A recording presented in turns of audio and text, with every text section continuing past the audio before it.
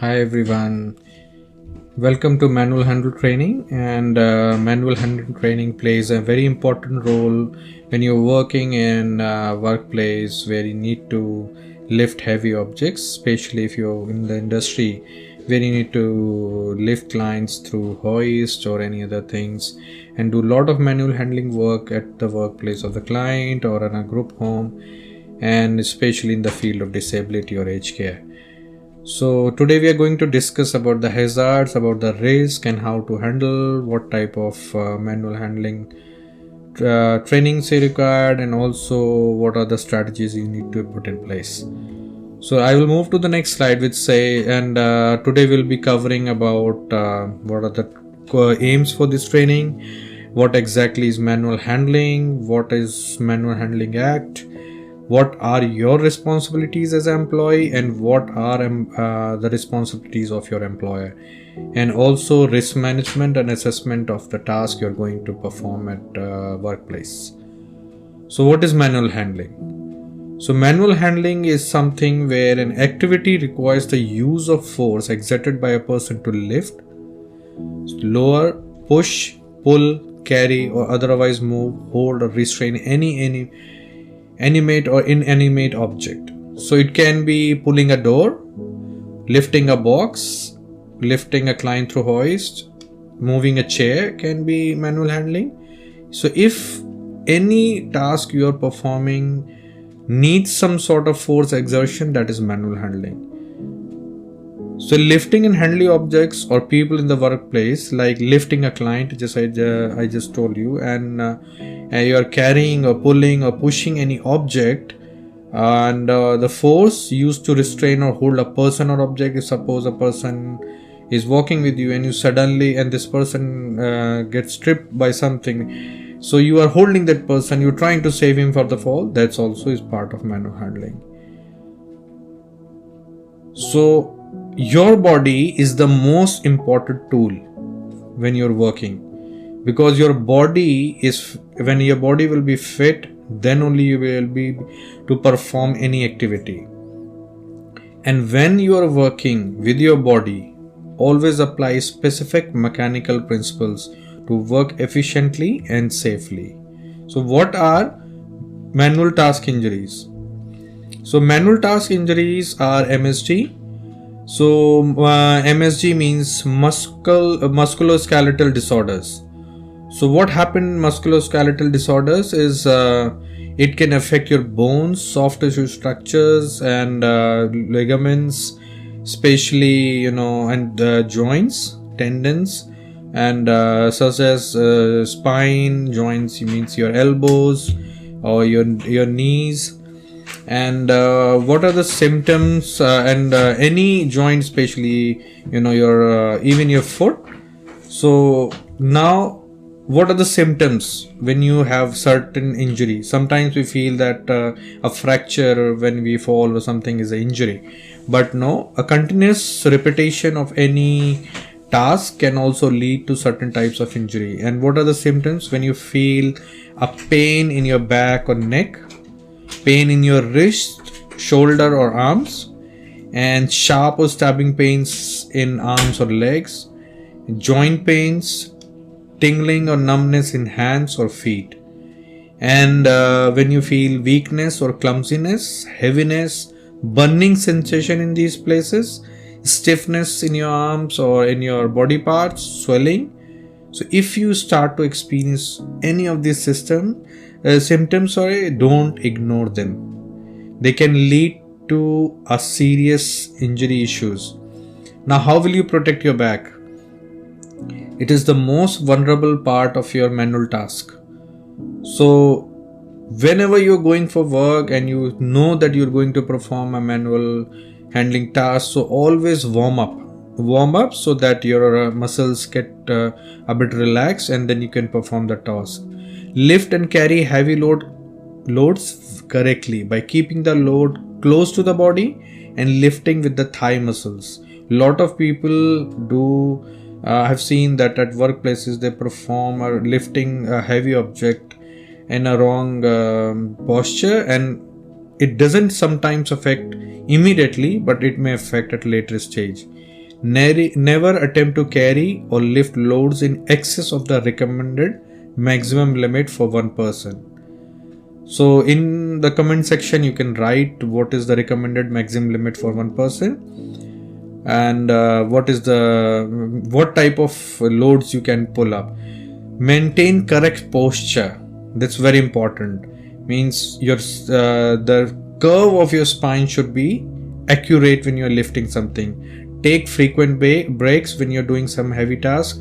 Organize the work area to reduce the amount of bending, twisting or stretching required. I'll give you an example. Instead of lifting it from the ground, if you put something at the level of your stomach, means at the table and all, so it's always easy to lift. Get help to lift or carry a heavy load whenever possible, using another worker or appropriate mechanical aids. Sometimes what happens, people try to do it, they say that, oh, we are too strong, we are young, but always keep in mind that it's not advised to lift or carry a heavy load unless you are not comfortable. Cool down after heavy work with gentle, sustained stretches. Exercise regularly to strengthen muscles and ligaments. Lose any excess body fat. And here are some other stretching exercises which you can do. There are some examples. So these are the easy stretching exercises you can do before the job, or maybe it's recommended in the day too. And some tips how you can prevent manual task injuries. So stretch prior to doing any manual handling task. Exercise and take short breaks. Cool down after a heavy lifting, manual handling. Prevention is better than cure. Always remember that. You can do just few of the exercise anytime during the day. Try some of them before you get stiff and sore. Include a variety of movements in your work day. So when you are at workplace, you can stretch yourself, move, do some stretching exercises when you're working. And I also use the same strategies. Some stretches may cause you pain or discomfort. If this occurs, stop the stretch immediately. And what is work health and safety? Secure health and safety and well-being of workers. So that's the Work Health and Safety Act. Applies to every workplace. Aims to eliminate risk for workers. Involve workers and employers in issues. Encourage associations to take a constructive role. So what is the role of employer and employees? To identify risk. Whenever you are at workplace, always keep your mind open. You have done so many, I'm sure you've gone through so many trainings. In every way they recommend identifying the risk. Decide on ways to reduce that risk. So identify, decide, and then correct. So it's an IDC rule. So use the correct equipment, safe environment and work practices. And how will you assess the risk? First, what type of work you are going to do. So does it require fixed postures or long period of time? And layout, what is the layout of the workplace? A poorly designed workplace may force people to maintain awkward postures such as bending or twisting. Handling time. The more often an object has to be handled, the greater the chance of injury. Weight of the object. Heavy objects that have to be lifted awkwardly, such as from the ground level, are more likely to cause injury than objects lifted from waist level. I told you at the beginning of the presentation that always try to place any heavy objects at your waist level. So when you are lifting them back, or somebody who's lifting there, any other person who comes on the shift after you, they always have an opportunity to themselves save from any handling injuries. And equipment. More effort may be required to manipulate badly designed or poorly maintained equipment.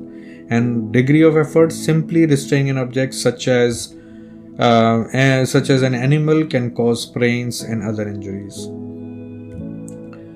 What are the responsibilities of employees? Means that's you. Comply with all work and safety policies as outlined in the staff manual of your organization. Report all accidents, incidents, hazards, never misses to office as per policy.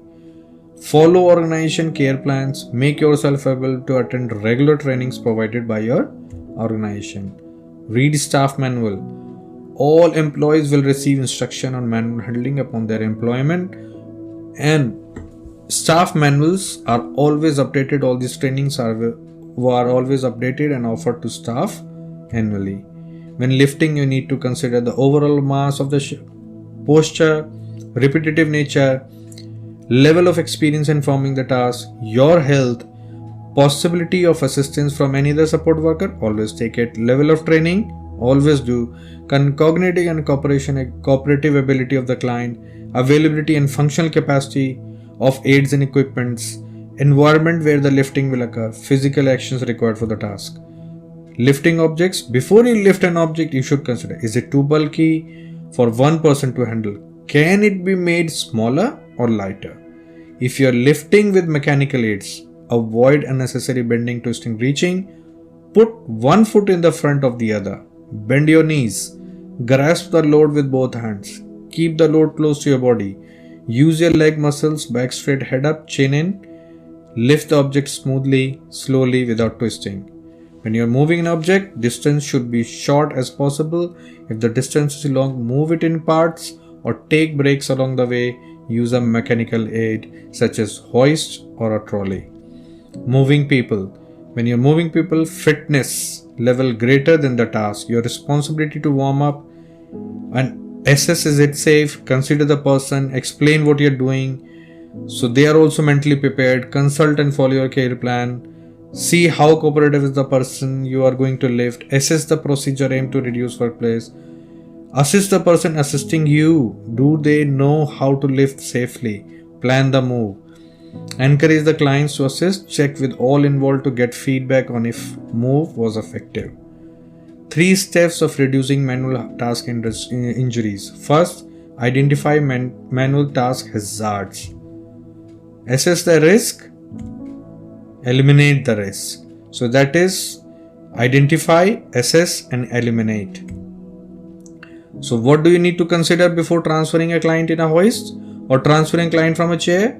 What risk do you need to manage while doing these transfers?